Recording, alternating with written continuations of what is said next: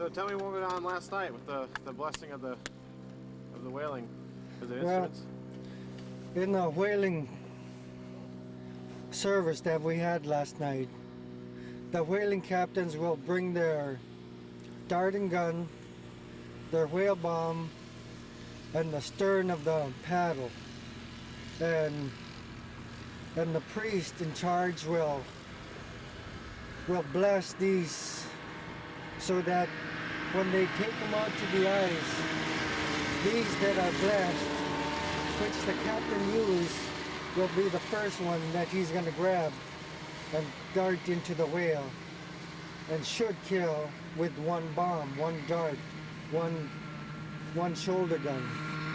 And this is the time that the community and those surrounding villages that have sent their prayers will come into this whaling service and bless and ask for safety and ask for guidance and ask for that animal to give himself to us. Oh, very good. And let's see. If you had to describe what Kivalina is like to someone that's never been here, like people that might watch this,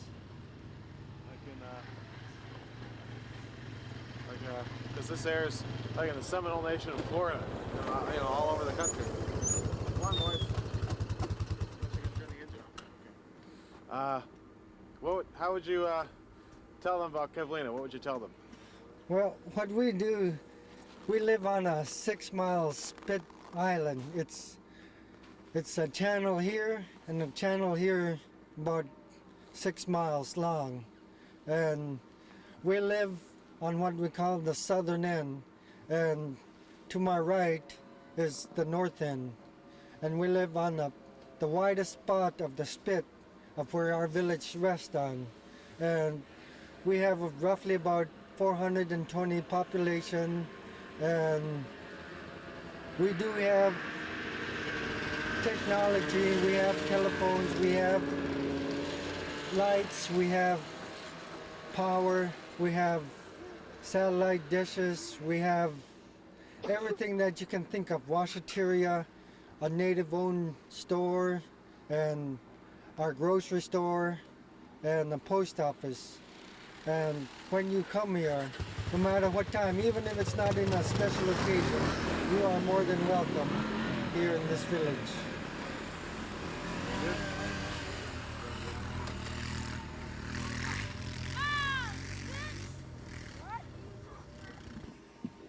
And how important is the subsistence lifestyle up here? It's important to me, along with this.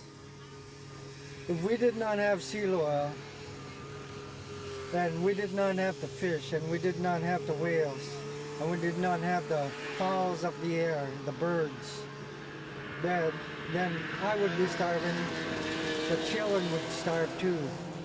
And subsistence is a lifestyle that I have lived for 30-some years.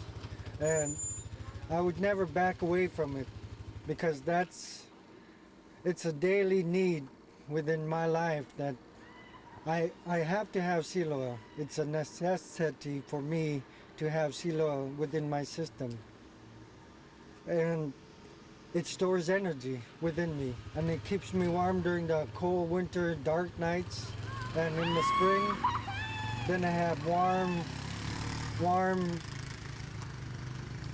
warmer from the sun and from the nice warm wind that blows through this village.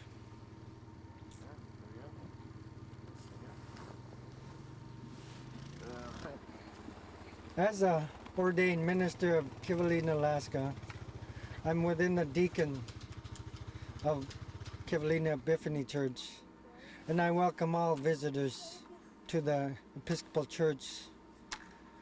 We have services on Sundays and Wednesdays, and on special occasions such as Easter celebration, we started from Wednesday to Sunday. But you are more than welcome at any time to this village. You will be welcome. You will hear your welcome songs. You will have a chance to testify about who Jesus is and why Jesus has come into this world. Remember always that He is resurrected, He is in heaven, and He wants dearly to live in your life. Thank you.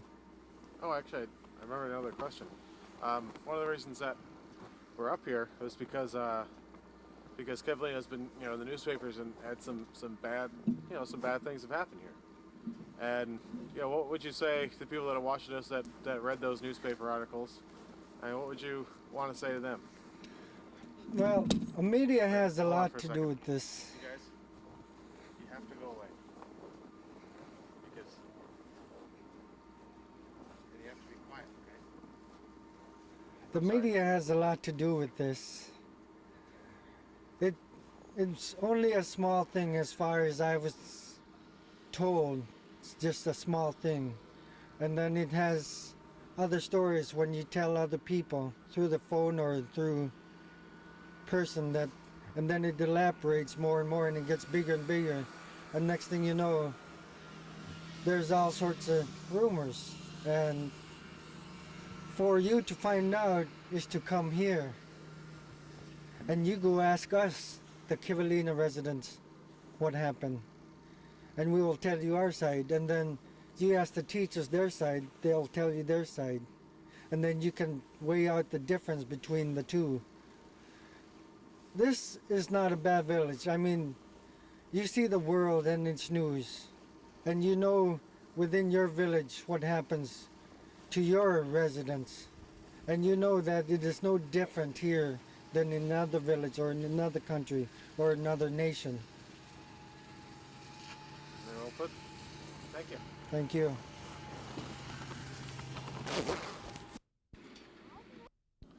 All right. Well, first of all, if you could just tell me your name and spell it for me. You want me to spell it for you? Well, if it's hard. Even just my last name, huh? Yeah. Okay. Are you ready? Yep. Okay. Good afternoon. My name is Andrew Koenig, and you may spell my last name is Koenig. And I've been living here all my life in Kivalina. What's that behind you?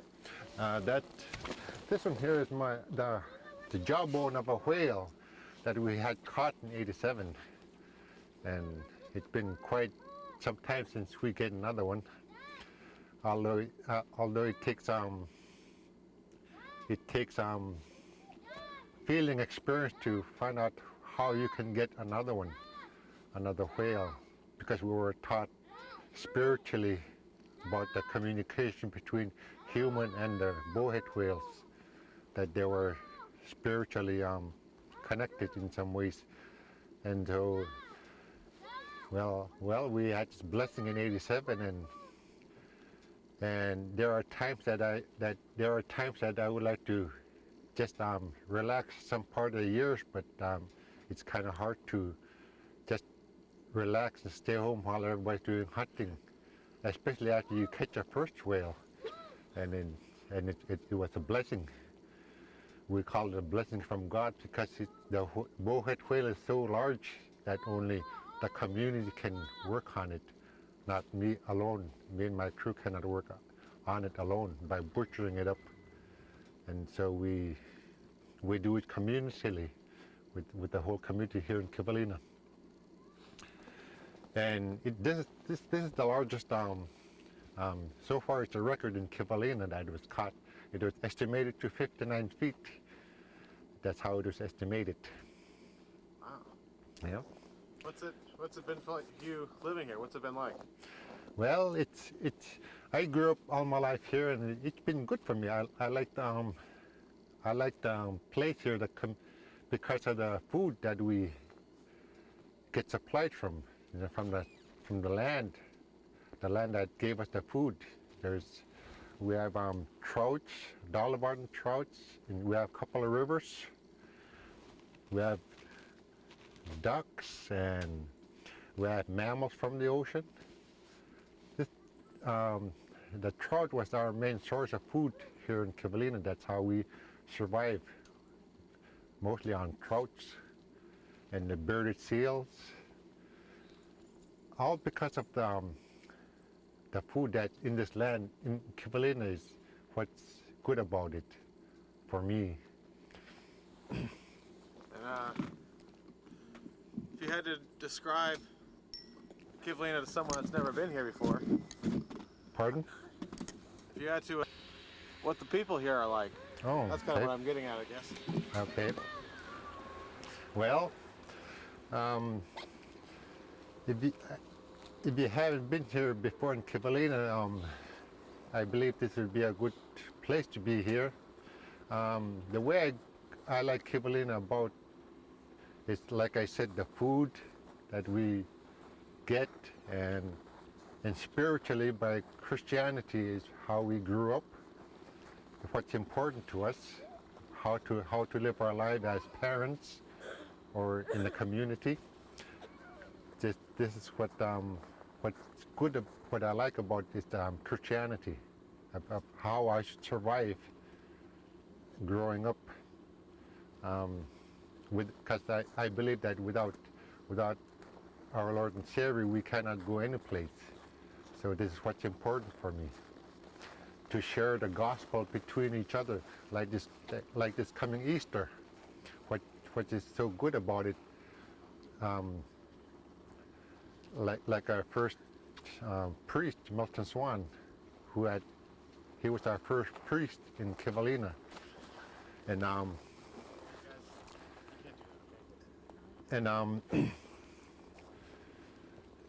sharing the gospel is what's important here in Kivalina. It's what makes me a man, to respect the food that we eat through Christianity, to respect the food, the mammals, and the people here in the village.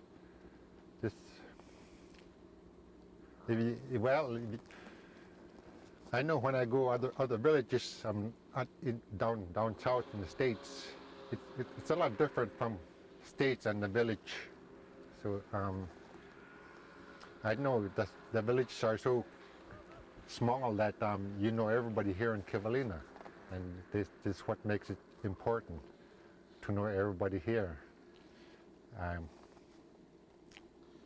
Now, how does it make you feel this time of year when all the visitors are coming in for Easter? Well, personally to myself, it was the singing what got so important. The singing, I like the singing when people from Punup or Bear or Kotzebue, Otak, Selwick, when they come into town and they sing. As a boy growing up, I caught that singing, the gospel singing, and that's what makes it so important for me to, the feeling it got into me, and I liked it, and I like the idea of people coming into Kivalina because it was done already, and I get the hang of it, and I enjoyed people coming into Kivalina. I welcomed them, and it makes me feel happy inside to welcome strangers and share the gospel during Easter programs. That's what I like about Easter.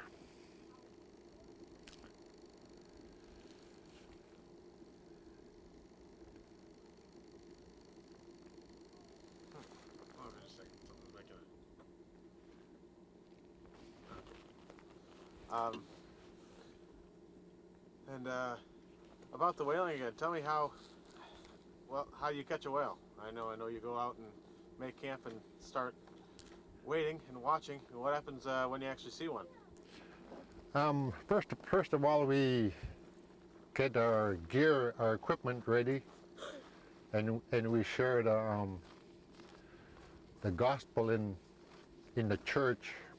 That's the first thing we do, is we get the cold storage all cleaned out first, and we share whatever. If we catch a whale and we have leftover muktak, we share it out to the people, make sure we don't have any leftover in our storage, and we clean it out. We clean the cold storage out and get our gear ready, and We share communication with other captains, and then we watch the ocean, how it opens, the open lead, how it works on us. So we share those things, and we all go out. When somebody spot a whale, we all went out, group by group. Finally, all of us are out in the ocean waiting for another whale or belugas to come by. And when they come by, we just wait and wait with our boat and just wait till the whale come. And when it's get close enough, we go after it, put a harpoon on it, and the rest of the boats just come and help to make sure the whale is dead. The rest of the boats just, we all get into one group, in one. That's how we catch a whale. And then, how do you get it onto shore then? Well, we don't get it on shore. We try to get it onto the thickest old ice that was there all winter long. The thickest it is, the better it is to pull it up. We use block and tackle, and we make holes on the ice and tie that block and tackle, secure it on the ice, and we pull it up just about the whole town. Whoever went down where the whale is, and just pull it up with a long rope, block and tackle, and pull it up, and that's when we cut it up while it's on top of the ice.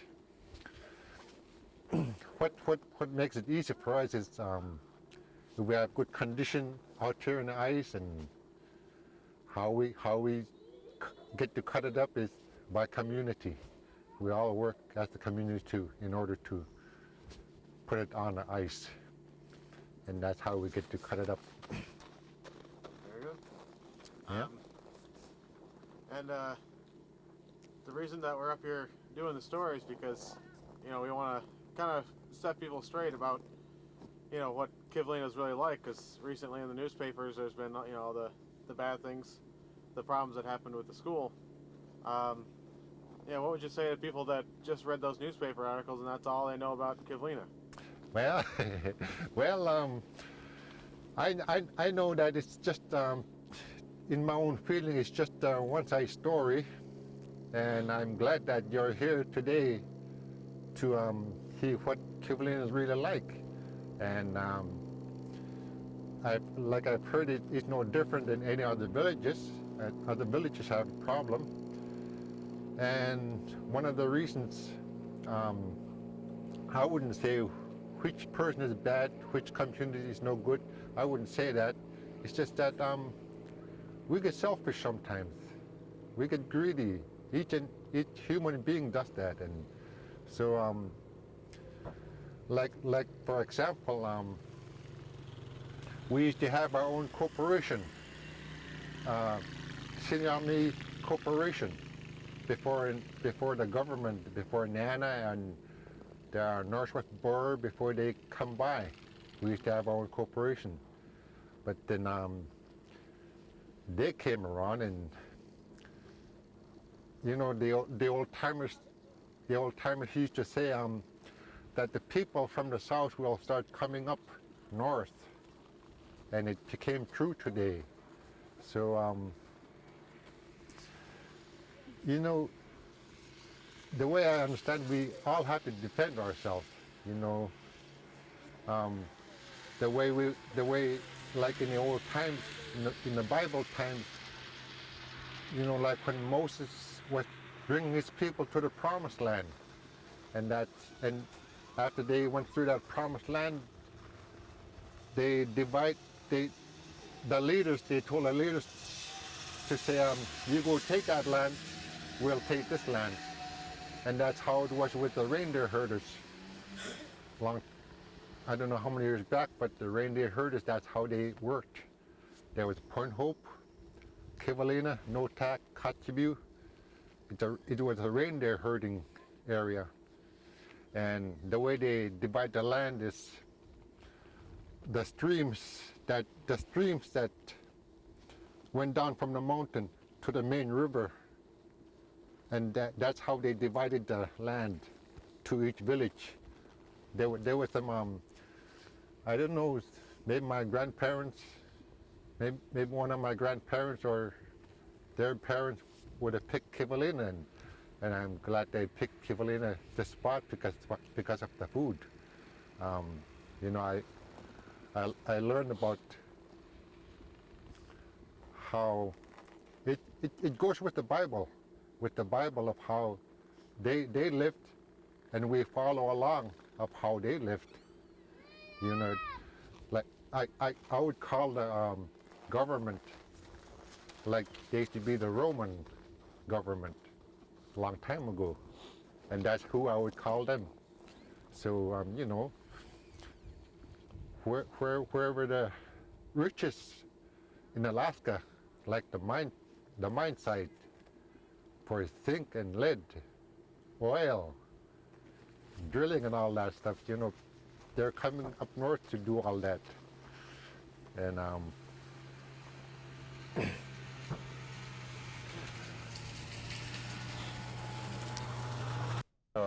we spill our honey buckets. We don't have running water here in Kivalina now, today. So does, actually, while you're on the subject, tell me a little bit about how that works. You have to go get where do you get your water from? We get our water from there's a pump that comes from the river and then goes to a water tank. And they treat the water tank here in this village, and that's where we use garbage, 33-gallon garbage cans to go get our own water from the tank. And we spill our honey buckets. The only water we get is from our tank, or right now we can get our snow machines or harness to go with ice. We can do that. And today, some of us, like me and my family, we use water filter, which you call Beretta, what they call Beretta. We use that filter to drink that water to make it clean. We didn't really like the chlorine type water. Yeah. And I had another question for you.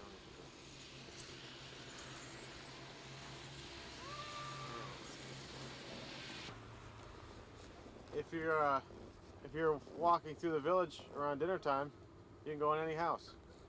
If you are what? Just walking through the village around dinner time, you can go in any house and they'll give you dinner. Oh, well, all I can say is that, yeah, it's open. This community is open to each and we all know each other here in town. I know just about everybody here in town. There's about 375 around here, and I know just about everybody. And well, when somebody walk into our house, we just welcome them because we know everybody. And like if I go down to Anchorage, I don't know the people there, and I just walk by. You know, the city is a lot different than a village. A village, you know everybody in the village. So we just welcome everybody. All right. Is there anything else that you'd like to add? That's all the questions I had. Well, I don't know. All I can say is that I'm just a little trying to take care of one of the guys that's trying to take care of our subsistence, because that's really important for us. Like I'm one of the committees for Nan and Kamiko, which is the Red Dog Mine, and I'm part of their employee monthly. We have subsistence out of Notak and Kivalina, which is 8 members, and we have meetings once in a while when they're going to build something in the mine, or when something happens bad, we make sure we're there, and as a subsistence, we're just here to take care of our subsistence use. You know, we try to take care of the river, make sure they don't spoil it. Just by hearing about other mines, how they operate before, you know, and the mammals that we get on a port site. That port site, when it appears, we don't get any more belugas like we usually in the summertime. Springtime right now we can go to the open lake and catch a beluga, but summertime they don't come by anymore like they used to after the port site happened, the red dog mine.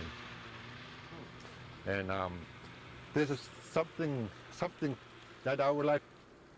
I'm really working on it about that subsistence, because if they take away our subsistence use, I may be gone, but my kids and their kids, they will need something to look back to, the food. If I like the land, the fish and the mammals, we make sure that they have them like we have them today, because economically you will not survive just by having a job.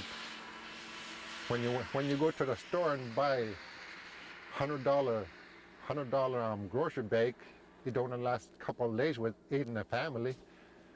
So this is what's important. I survived by subsistence use. That's what makes it so important for us, and we want our kids to have it, even though we're gone, older people. Because if the mine says that they'll stay open for about 50 years, and after 50 years, you know, while they're doing their project, and the subsistence, they keep going away. Like they wanted to dredge that port site in the ocean, they wanted to dredge it, but that's where the mammal go feed, on the south side of us. I understand that, I know that economically, when you don't take care of the subsistence, you take away, you scare the food away, and they go someplace, and that's what we're afraid of. We don't our children to go without none. If the mine closes, they will have nothing. So this is what's important for us to do for them. All right. Yep. Well, thanks so much for. You're not catching the ones slanted, are you? It could go. So just look at the picture and turn the page and stuff. Okay, turn the page.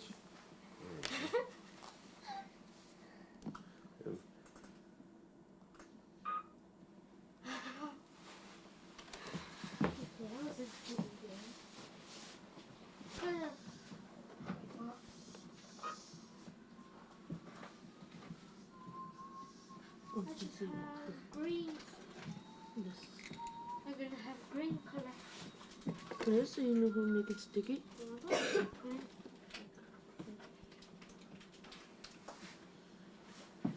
Yes, sir.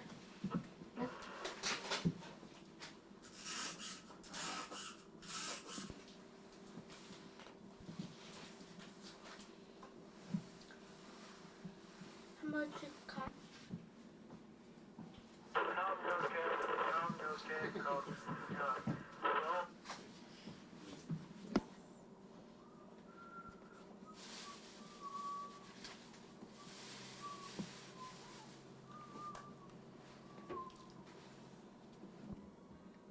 First, try hold it.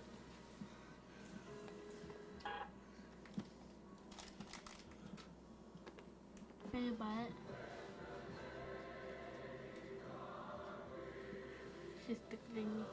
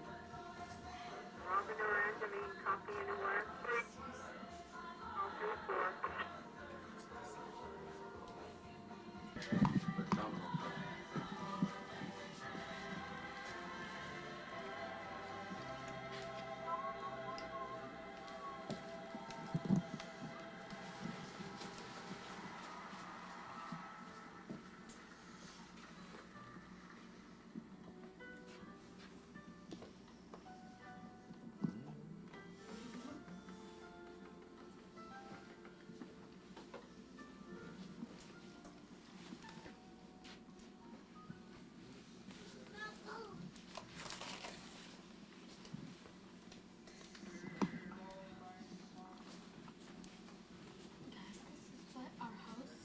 Yeah. Lots of people by us. Mm-hmm. So bad. And you weren't even born yet. You guys was open.